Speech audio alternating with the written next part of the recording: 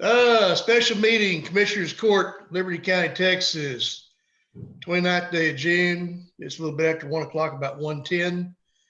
And first item on the agenda, consider and approve amendments to the employee compensation policy to allow department heads discretion in setting the shift scheduling in order to maintain operations. And this is because we're starting to get hit pretty good with this COVID-19 business. And we need to make some changes to the policy manual to make sure that everybody is still going to be here with us, regardless of what goes on. Matthew, if you had an opportunity, if you'd like to give us a little bit of an update, and Kim as well. Yes, absolutely. Can everybody hear me? Barely. Barely. Here, I'll move a little closer here. Well, Mike's for the theater. Yeah.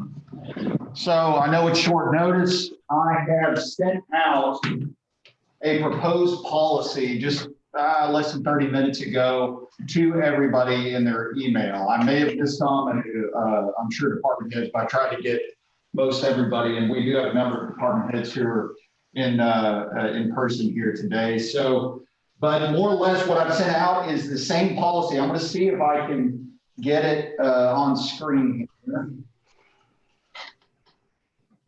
Oh, no, I can't screen share. Perhaps the host could, I guess, is Nick doing it? If Nick, I feel like I'm praying. Nick, wherever you are, if you don't mind, let me screen share. I'll put it up for everybody.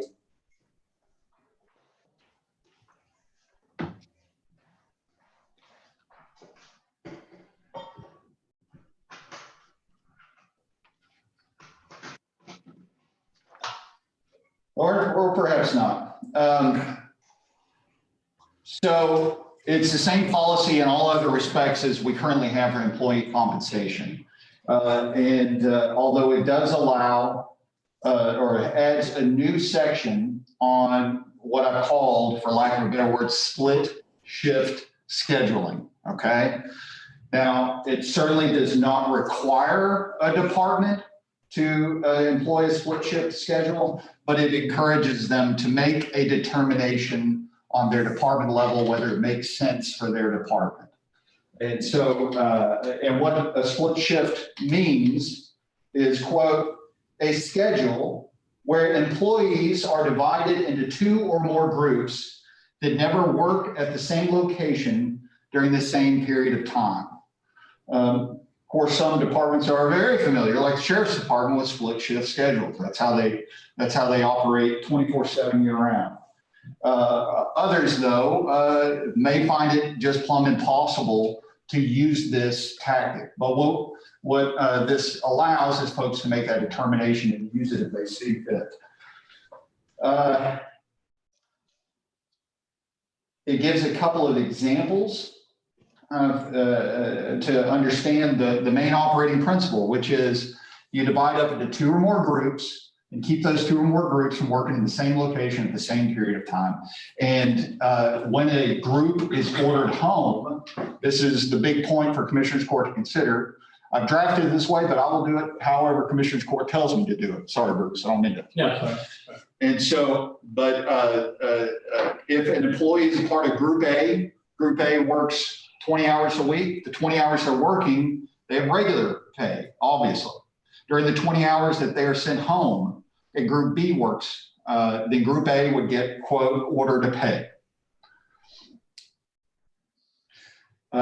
We have a couple of examples just to kind of make it clear how it works. For example, a department who works 40 hours between Monday and Thursday, which is our, typically oh, looks like we may have just added it. Hold on a second.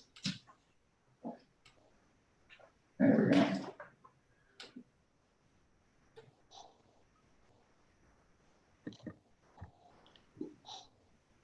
It's coming. There we go. There it is. This is track changes. So, y'all can see in black the original policy, it was approved, what, 3-4 weeks ago? Yeah, about 3. Yeah, and then we have the split shift here. So shall make the determination as to whether employees under their supervision are able to work in split shifts. Encourage to assign employees to each split shift in such a way that all duties or functions of the office can be performed by each group, albeit in reduced volume. So the thinking here, if y'all agree, is that we would be able to maintain operations with all departments to the extent practicable, albeit in a reduced function. So, you know, I guess the analysis here for the court is the likelihood of a department going down over the next period of time that this policy would be enforceable versus the amount of work you're getting done when you're on reduced. And so it is, of course, a judgment call. And then your 2 examples here that I went through. One, this example is a Monday through Thursday office who works 40 in 4 days, so 4 10-hour days, and divides it up evenly, Monday, Tuesday, Wednesday, Thursday, and you would never need to alternate. Now, if there's a 5-day work week, if you divide it up into 2, that makes it a little more difficult.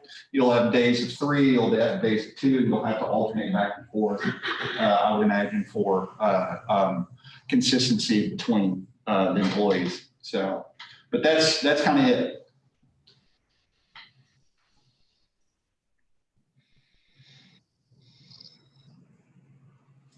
And I can leave this up on screen as long as y'all would like, or whatever you would like. You've sent us a copy of it. I have sent a copy because I wasn't sure how, this would work. And I want to make sure that everybody had a copy of it. But it is the same as what I sent out.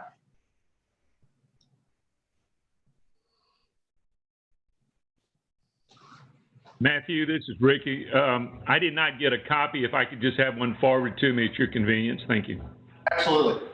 Yeah. Sorry about that, Ricky. No problem. I'm out here in the country. That's fine.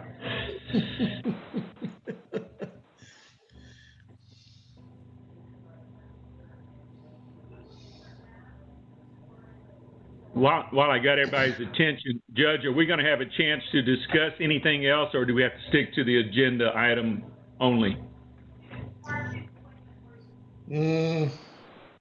Well, we should just stick to the agenda item. Does it pertain at all to the agenda item? Yes, sir. Okay. In general, I'm just going to, you can stop me as soon as you want me to if you think I'm venturing over into something we don't want to talk about at this point. But it's just a general statement of trying to keep department heads informed of what's going on in different departments and, how we report these things and how we find out about these things. That's just my general point out there. Yeah.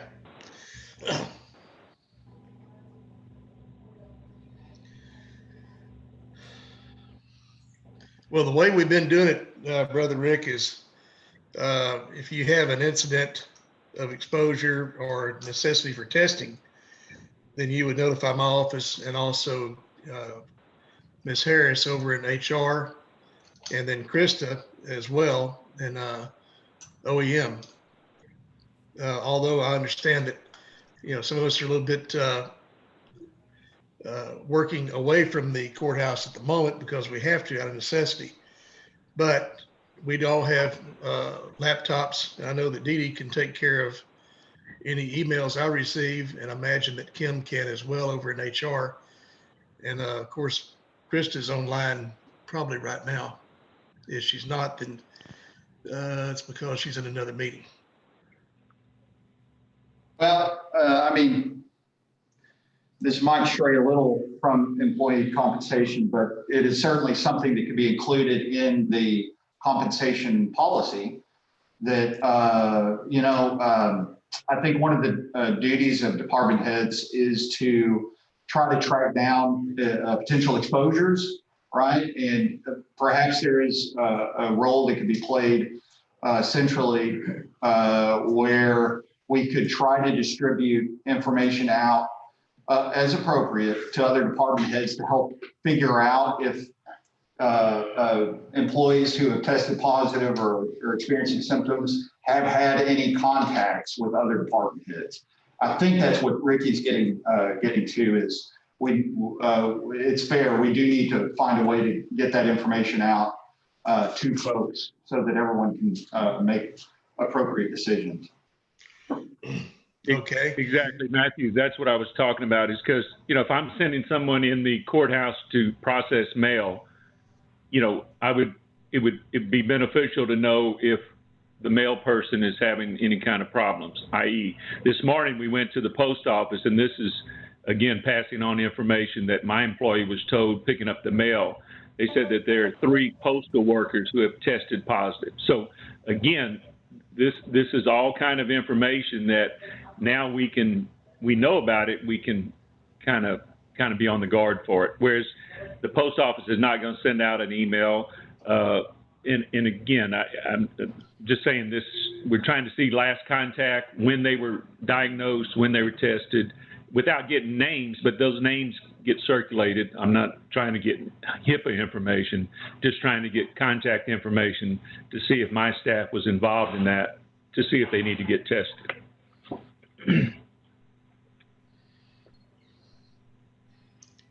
Kim, over in HR, you have any suggestions?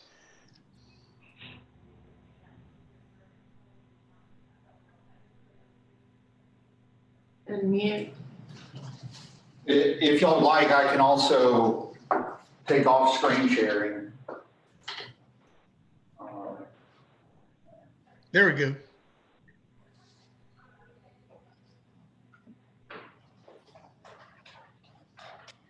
Nick, unmute Kim.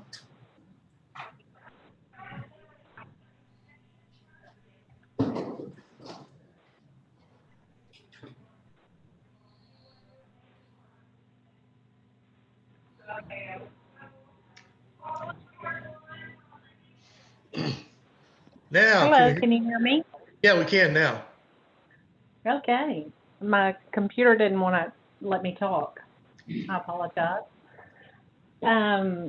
Okay, so do I have any suggestions on how we share information about who has been diagnosed with the COVID? Is that the question? And I don't. I think that's more of a Matthew question. Yeah, I think it's going to be more of how many people are affected in each department.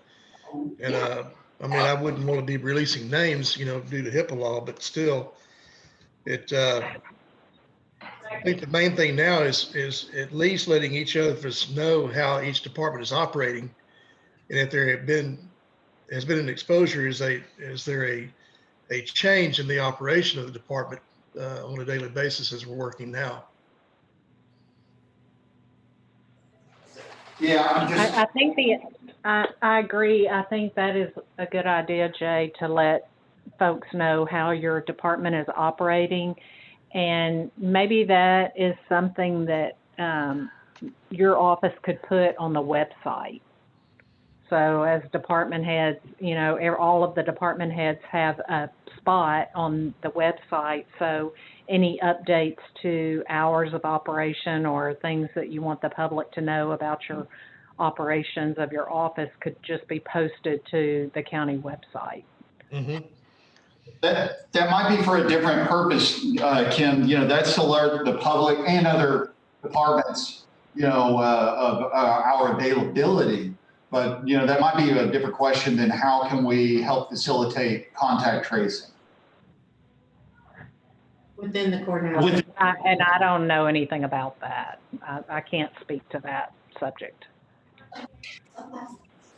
Well, about all we could do then is,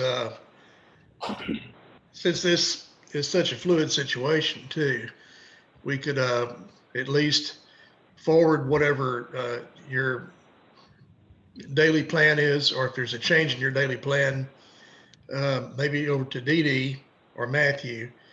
I'm looking on screen to see if Dee Dee's getting her pistol loaded to shoot me with more to do.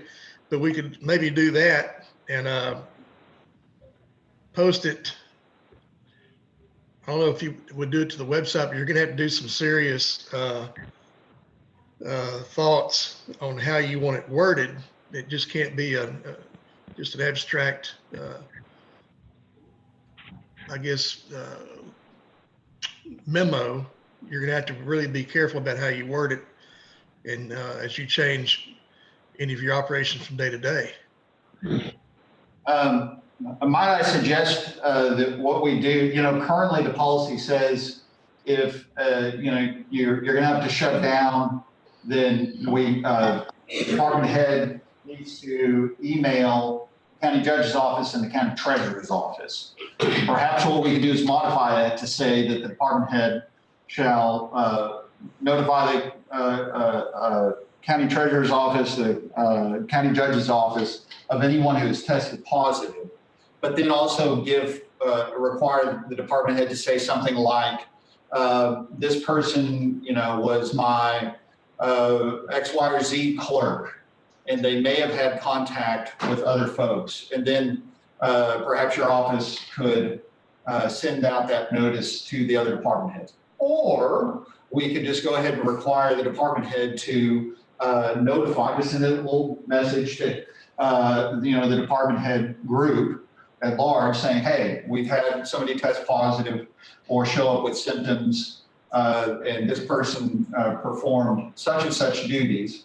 Don't give names. Obviously, this is a small county. People can figure this stuff out real quick. But nevertheless, don't give names, don't give ages, et cetera. Just say this person performed these functions, and we believe that this person may have had interactions with the following departments, that sort of thing. And then let those other departments also start asking questions that they need to ask.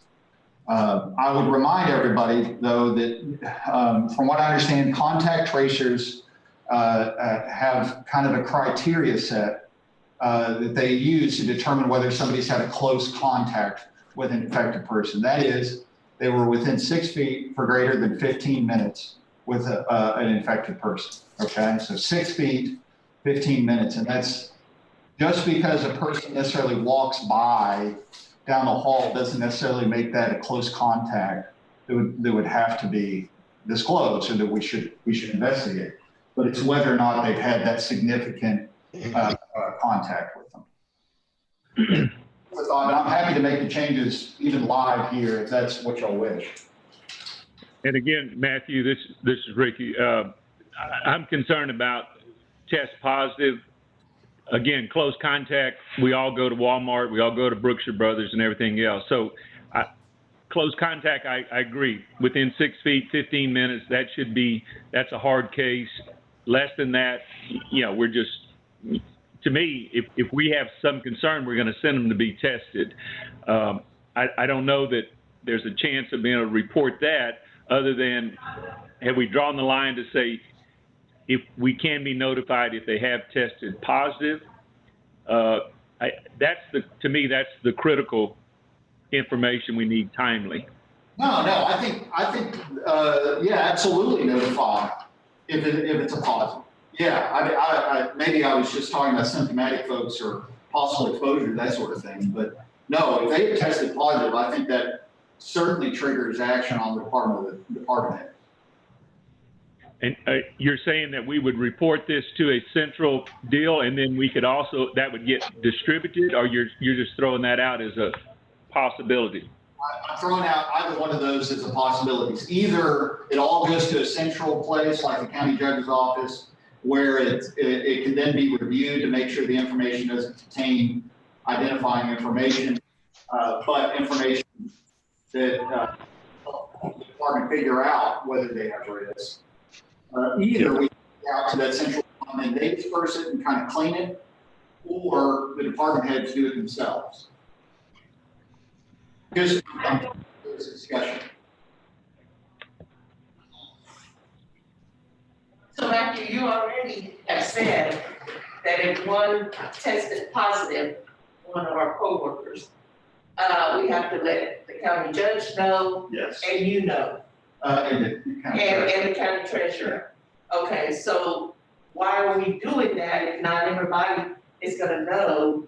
I mean, why, y'all will be the central ones to That's know fine, this. and that's fine, I don't mind. That y'all yeah. will know this, that we're, me as a department head having to tell 3 of y'all. So I would think that it would come from you, from y'all, coming back to the other department head saying the district clerk's office has notified that one of the employees tested positive. Yeah, And let every department head know that. I mean, I personally don't care. And I'm then just that trying- way, that department head can say, go to their employees and say, by the way, the employee in the district clerk's office have y'all been around? Where were y'all? I mean, because, you know, I think it needs to, the department head also that needs to have already had the conversations with, what have you done in the last week or however long, like, where all have you gone? Let's talk about it. What, and did you go to this department? I know I see you routinely doing X, Y, or Z. Have you done any of that in the last week? That's what.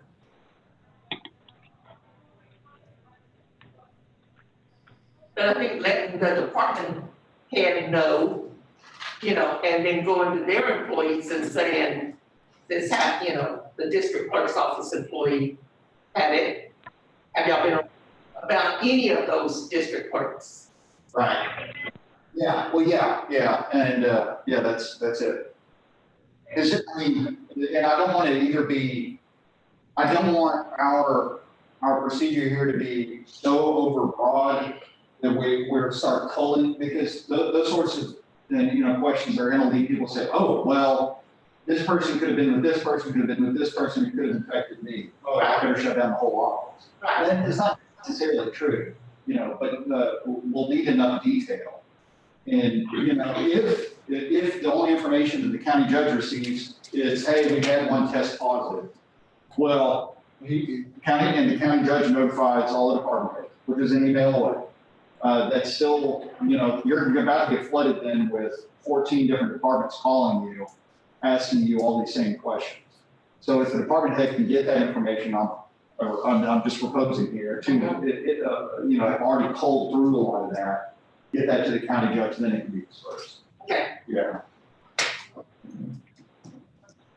But whatever the court sees fit.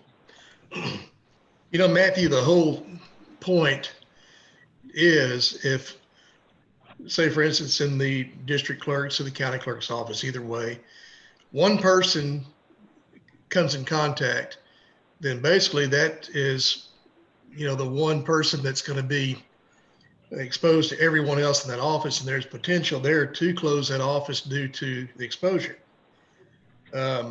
which we've seen this happen in the past.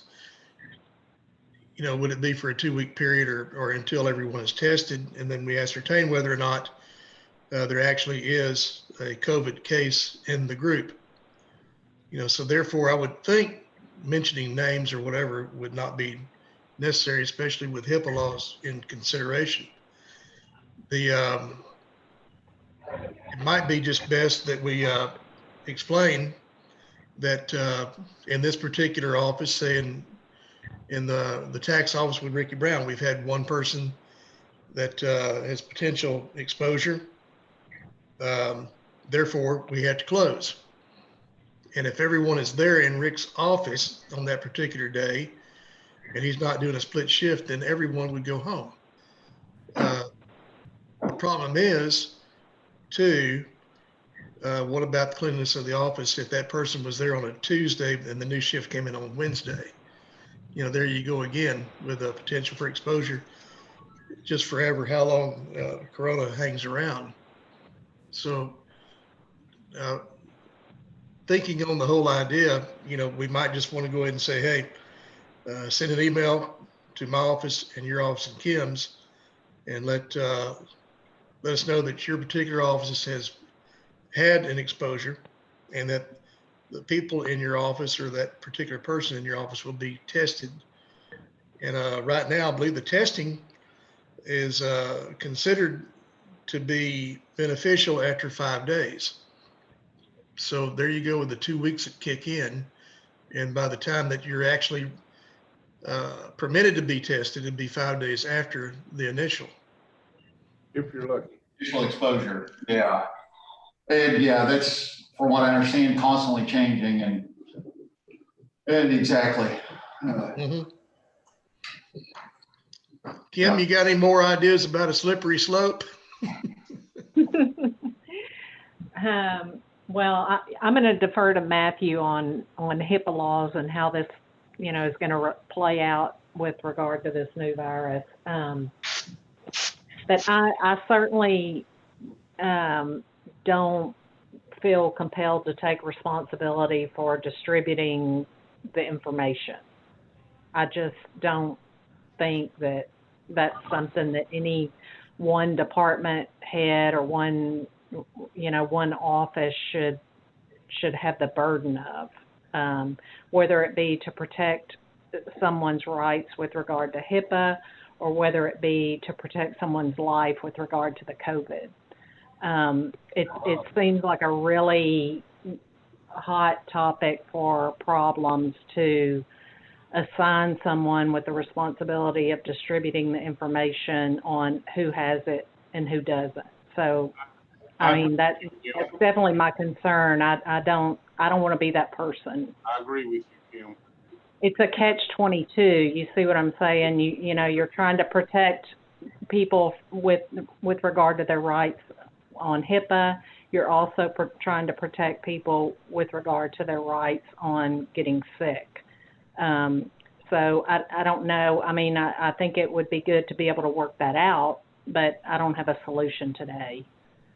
But I don't think that whenever I had to inform y'all, I didn't give out a name. I just said, someone in my office tested positive today. I didn't give out a name. Right. So as far as y'all know, it was just the person that worked in our office. That's right. Yeah. So there's no name given. I never gave a name. That's right. Yeah, I mean, I think that's the balance is you can't give their name. Now, obviously, there are some departments that are very small, 1, 2 people. So from the circumstances known to the departments generally, it's going to probably be understood. But nevertheless, the rule is don't give out their identity. Don't give their name.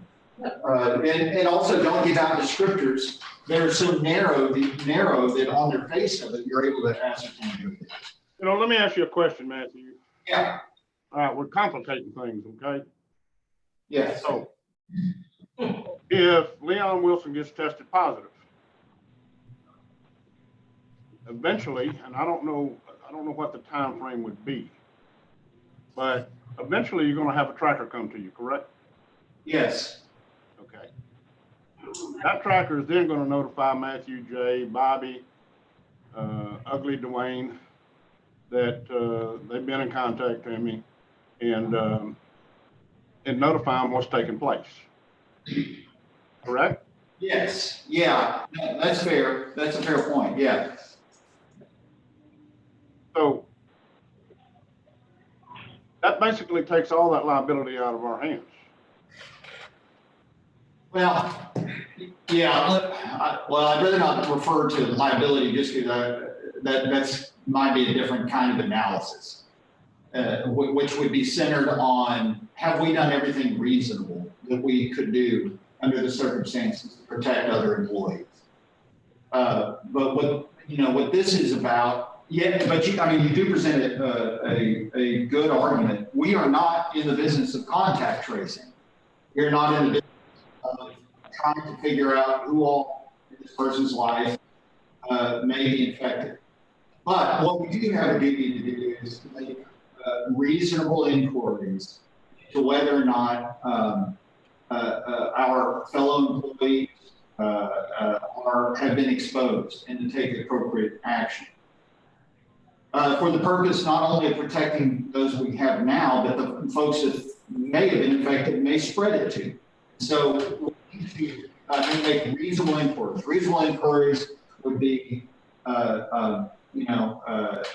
who all, this is the things we were talking about before, who all have you had contact with? Contact is defined as inside of 6 feet for greater than 15 minutes. who all's office did you go sit in and have a conversation with? Who all did you meet out in the hall and have a conversation with for longer than 15 minutes in inside 60? Which is probably an excellent time for us to all remember that if we actually do enforce social distancing, then we don't have to trigger some of these duties to close down and send employees home and that sort of thing. If we can maintain social distancing, especially with masks, not only will the disease spread less, but we'll be able to stay operational more through fewer these kind of panics. And obviously, it is impossible to keep it completely, but there's a lot of things we can do. But that shifts the subject. So, but I mean, I think something where the department head sent something out specifically that says, all right, county judge, I believe that I have had an employee test positive. They first started showing symptoms 2 days before that, a day before that, whatever. And they have had contacts within the last week with the following departments. This employee has duties assigned to criminal, probate, or permits or whatever it is. And that sort of information distributed in the county, I think, is absolutely permissible. Now, I will address this. We do not want to spread that information proactively publicly. I'm not talking about Public Information Act rights that the public may have. I'm talking about we don't want to have a proactive message where we're spreading information that could readily identify somebody. So we just need to be smart about that. So Matthew, this is Rick again. So is it a HIPAA violation for me to tell Judge in this email who the person is? Are you saying it goes that far? No, well, first, HIPAA does not apply to us. I know that might sound like a shock, but we're not hospitals or clinics, right? So HIPAA doesn't apply to us. What we have is other rights under employment law to not inquire into the health conditions of our employees Okay. and not disclose persons' health conditions to others. But that's out of the right to privacy that arises in the context of employment law. We use HIPAA as a shorthand for that. It's an important clarification. The criminal and civil sanctions that HIPAA doles out wouldn't come to us. It would come to us if we violated their kind of right to privacy in the employment context. I get it.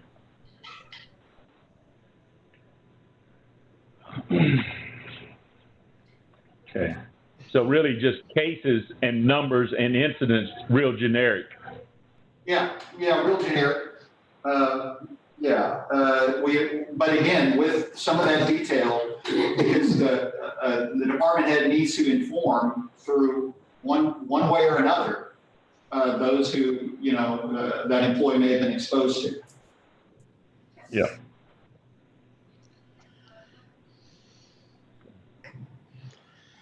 Is it possible to come up with a standard information, like how we transmit this? I mean, again, I don't want to get all administrative on anybody, but so that we're all using the same method of reporting. And then we know if we fill this out, we haven't gone overboard or underboard. I mean, I'm just suggesting that we have a template to go by. What I suggest is we already have a policy that says the notice shall be in writing, signed by the department head when they close the office. But I'm suggesting that we now set out something in this policy that says you should notify the county judge and directly any other department heads whom you have determined to believe have been exposed to your infected employee. And then we'll set out in that exactly what things need to be included and what shouldn't be included. And are we asking the Commissioners Court to make that one of the amendments as part of this process at this point? Because I would suggest that. Yes, I agree, Ricky, yes. And again, to me, if we're acting as a group, we have no ill intentions. We're not trying to skirt the law. We're not trying to create more paperwork. We're just trying to get a clear message of how we get this information out. And I still believe it's important to know when we have confirmed cases. I don't need to know who it is, but I do still think it's important that we know as responsible to our staff, our families back home, and the public, that we need to know so that information can be disseminated in an orderly method to the people that are affected by it. Yes. And the other part, I'm not trying to nail one department against the other. I'm just trying to figure out how I get my information to somebody and how I get it from somebody. That's all I want to know as a department head, who ultimately is responsible for everything that goes on in my office, including anything that happens as a result of any of this stuff, I assume.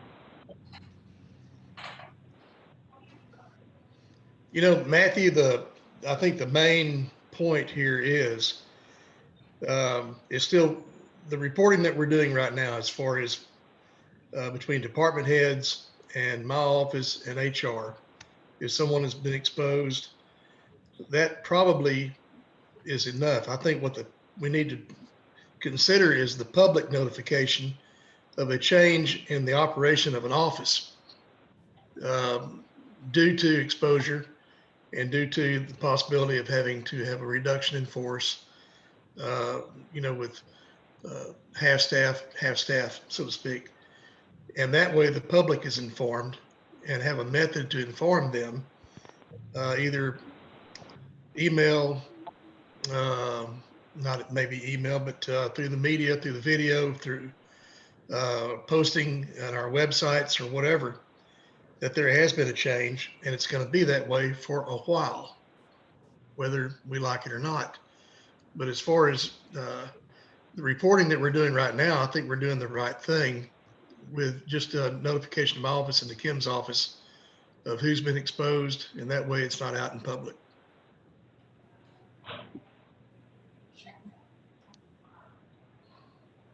Well, and of course, whatever the court wants to do. I do think that it's going to make things difficult for other department heads and present some opportunities where we might not have been able to take action quick enough if other departments aren't notified, though, that they may have been exposed.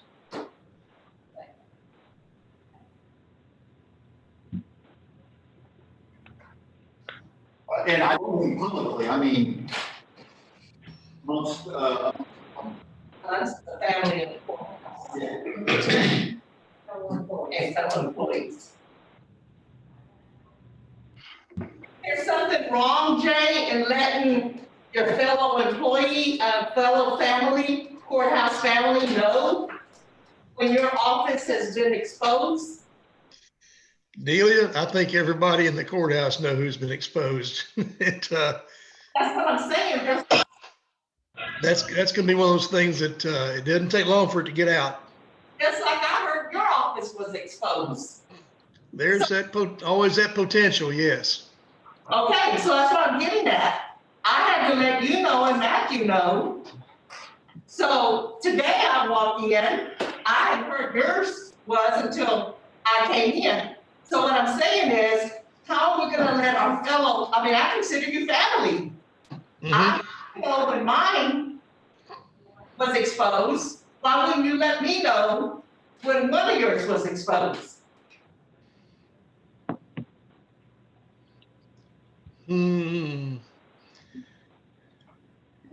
That would almost be like the concept of inter-office communication between the people in the courthouse and the rest of the employees for the county that would be have access to the courthouse or a reason to come there. And again, I don't know if we're going to encroach on any laws and have to get Matthew to stare at that. But I think right now, posting online an office's intentions, that they're going to be closed due to an exposure possibly or whatever, would show a change in that office's operation. And until we can decide whether or not that person's exposure would become evident as a positive case, and then it had to be treated differently. Still, am I missing something? Are we still not where we're going to know for one of our fellow officers in the courthouse knows? Like, am I ever gonna know if Matthew has one in his? Or am I ever gonna know when one comes in yours or Brenda's or? Well, I'll say this, if Commissioner's Court decides against having that included in the policy, there's nothing that stops the department head from reporting? Yeah, from saying, for laws, for example, we have folks that interact with your. Correct, we're all interacting with each other, yeah. If I find out, this person's been confirmed, and then I go through those steps with that employee. It's like, well, on Tuesday, I did, protective orders and filed, and we had to look up some stuff together, and yeah, we were together for more than 15 minutes. And then I'm going to pick up the phone. I'll do it. I said, Dave, I think we got an issue. You're gonna talk to, so in other words, you're gonna talk to that employee and if they don't have any contact with us. So the yeah. fact that the question that Ricky was asking, if we're ever gonna, the rest of us know it's not gonna happen. Well, what I'm saying is, even if Commissioner's Court says, no, we don't want a policy of doing that, nothing stops us. That's still, I think, the reason why I see it. The reason why we want to know is because the cleaning ladies involved, they're going to every office. And I don't know, if no one tells us, they continue to go and keep going. And they could possibly spread it even more. If we do, I think what they're going to know is, let us know off the bat. We don't have no names, just email us, hey, this office had a report. Then we can take our countermeasures and proactive measures and deal with that employee and say, okay, where have you been? We can isolate it and not take any harm. Well, I don't, it's like everybody's ashamed of it. No, it's a virus and nobody's done anything wrong. Right, no, of course But not. that's what it is. Let me ask you a question, Matthew.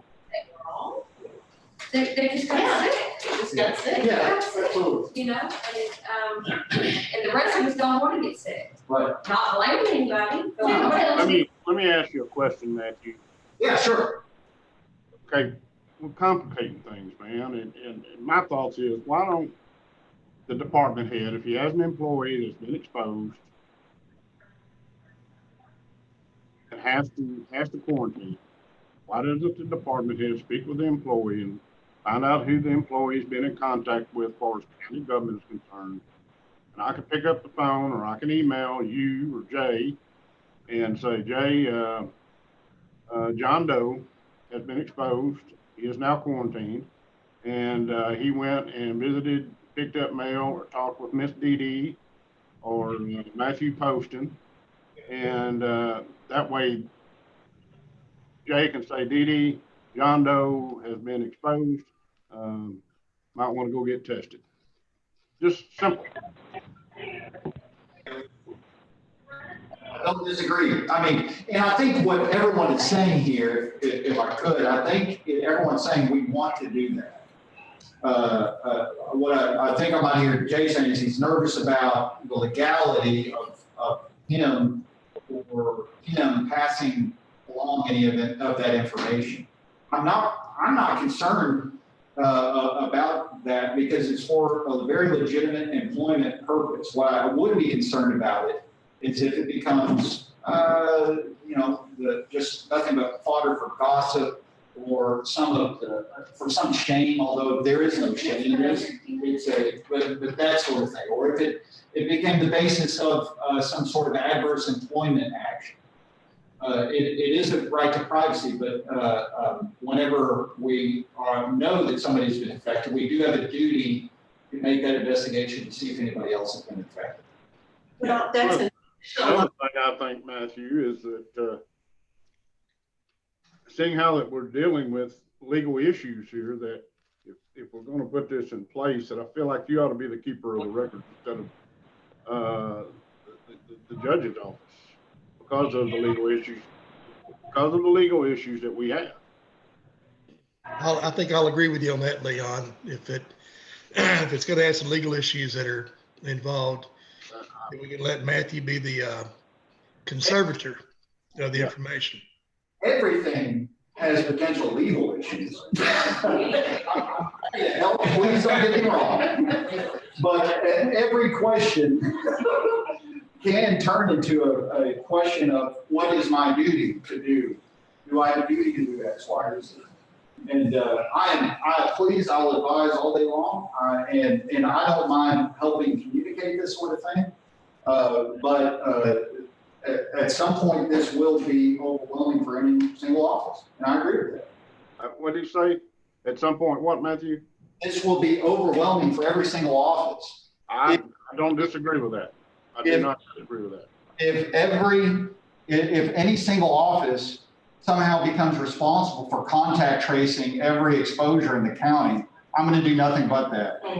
And I don't. Jay doesn't have that time. Nobody has the time. I think it really needs to be on the department head to talk to that individual, figure out who may have been exposed, and contact those individuals or that department head. I agree with that also, Matthew. That would be the fastest manner to get it out there. It's simple mathematics. Yeah. The duty of notification to the county judge's office that we have in place already, I believe, was for the purpose of kind of making an office closure official for so employees could obtain benefits under the employment compensation policy.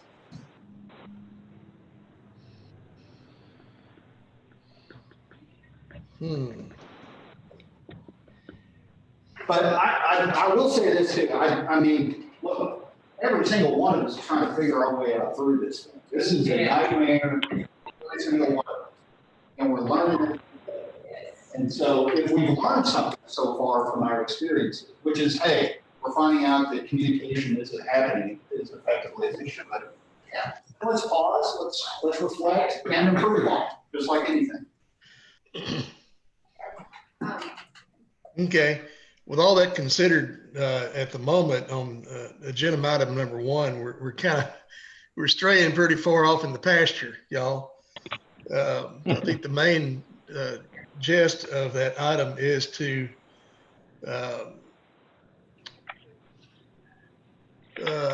consider and approve amendments to the employee compensation policy to allow department heads discretion in setting shift scheduling in order to maintain operations.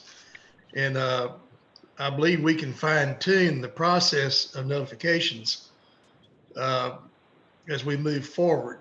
And that will be, I don't know if that's going to be,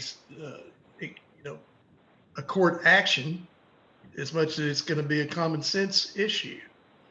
This contact tracing business, through the DSHS is going to be slow and arduous. I already know that they are so far behind, they might not ever catch up. Just based on the number of cases that I receive on a nightly basis. Just getting those added are sometimes 2 to 3 days behind the official notification that we receive from the epicenter to be passed on to Krista to cross-check. So in essence, we're looking at doing our own contact tracing in this regard. And I believe the item number that we're looking at is just compensation at the moment. I believe we can still go back and fine tune this process.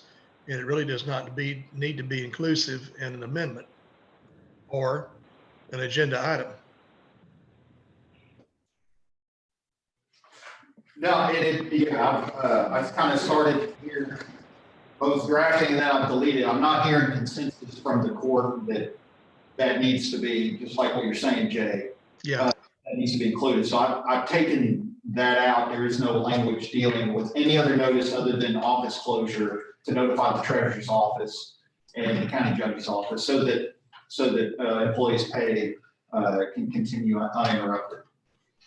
yeah, but I still think, down the road as a courtesy action to other department heads and offices, we do need to let this information be disseminated, at least to give them a heads up that, hey, there is something going on just besides, their particular area of the courthouse or other department within county government.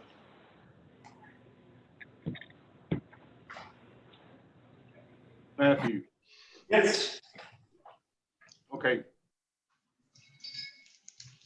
Can we, to move forward, can we go ahead and agree to admitting this to where if I have an employee comes down with the virus or has been in company with an individual that has the virus, and they have not been in associations with any further outside departments.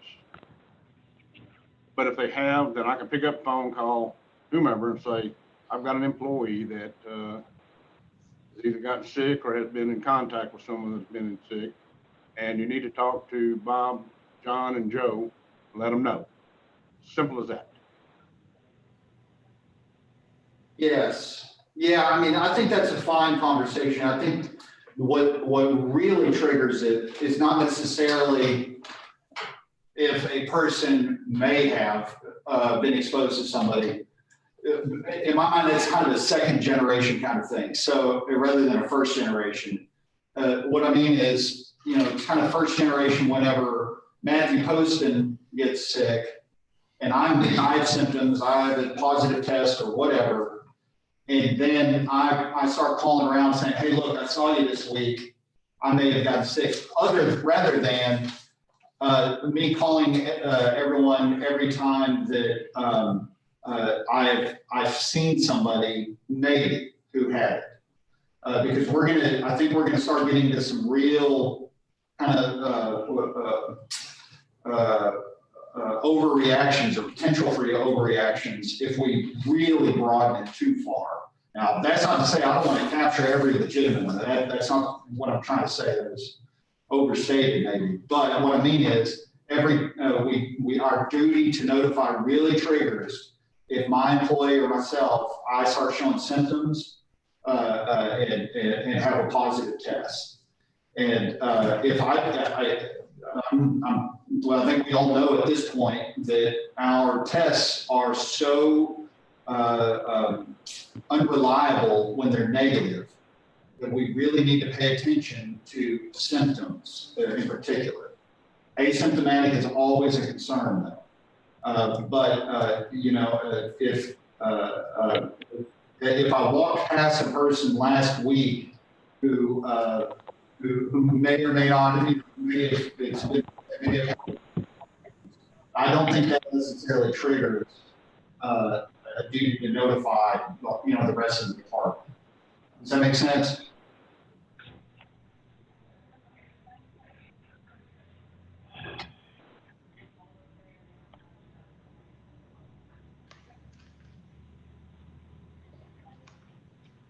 Okay, what are we gonna do? We're gonna move forward and go ahead and approve this, or we're gonna continue with this debated amendment? Well, you can move to accept the amendments that he showed up on the screen regarding compensation and shifting.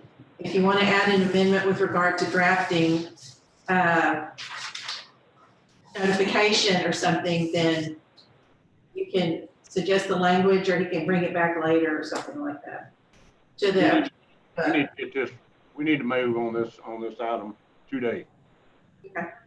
Can we just approve the item and then ask Matthew to come back to us with some recommendations how to handle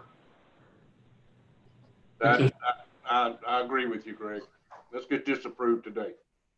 Yeah, because y'all need to make a move with your employees one way or the other. Now move, we go ahead and approve the amendments. I second. All right, we got a motion. I think it was by Greg and second by Bruce. Am I correct? Yes. Okay. All in favor say aye. Aye. That sounds like it's unanimous. All right. So that motion does carry. Thank you, gentlemen. And we will go back and look at the any tweaking we need to do on notifications. Maybe could even include a consent form from an employee where they would say it's okay to release any information to the rest of the members of the courthouse family and county family. Okay. All right. Number 2, consider and approve resolution requesting to rename Farm Market Road 1413 to River Ranch Parkway. And this is the first step in getting some identifications for roads in the county, which would be, whether we like it or not, it's going to eventually become a main thoroughfare. And we already know that there will be work in the future done to 1413 as it passes from Highway 90 on down south, turns back east, goes under the Grand Parkway, and then eventually flies over 146 and goes into the River Ranch development. That River Ranch development right away is 160 feet wide, which would allow 8 lanes of traffic. And that has been considered in the thoroughfare plan for the county, and it is on our current thoroughfare map. In the future, once it goes to the end of the River Ranch Parkway, as we would know it in the next 2 or 3 years, and goes over to 1409, Farm Market Road 1409, we have in our traffic study and traffic plans for the future. And y'all don't think this is going to be something off of Buck Rogers, okay? But actually, we're going to carry it forward and move to the river, cross the river, and then eventually tie back into 563, which would alleviate a lot of traffic out of downtown Liberty and downtown Dayton in the event that there is an accident on I-10, which would close traffic at the Trinity River Bridge, which we've seen this in the past. So this is the first step in renaming this particular artery for transportation through the county, which would actually give a name to that particular road and where it leads, because that's a 7,000 acre development, which will be a major development. And I believe a road signage off of 90 would behoove us to get to move forward with this and at least have it named, so we know people are coming. And if they come off of 90, they can turn on River Ranch Parkway and they can get there. But this is. We approve. Beg pardon? Make the motion, we approve. All right, got a motion from Leon. Got a second from Greg to approve. All in favor say aye. Aye. Likewise, nays. That motion carries unanimously. Thank you, gentlemen. And we will pass this on to the legislature in January, and they will run that through the gambit. And then also to Don Smith and company with TxDOT. Number 3, consider and approve contract modifications to Kenny Burns Architect. And as y'all know, back in, I guess it was November, we signed a master contract for architectural services. And this will be an amendment to his contract to move forward with the construction designs, architectural designs, engineering designs et al. And Matthew, do you have any other qualifiers for that particular description?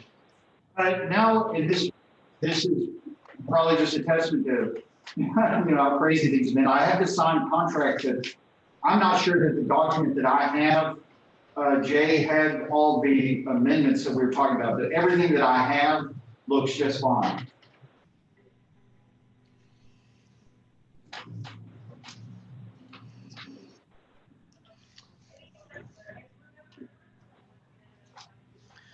So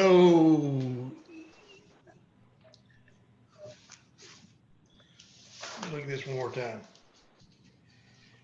Only modifications that would be, they were looking at is to go ahead and give him the green light to start with the contract documents, the construction documents, which would include architectural, engineering, and also the, what I call the cookbook, project manual, and then pretty much everything else we need to get to the point to where we're almost ready to bid. Yes, yeah. So I mean, the master contract here looks just fine. Yes, and it is good. Okay. So we need to take any action, Matthew? Yes, I would think so. Okay. Make a motion to approve and consider and approve contract modifications with Kenny Burns, architect.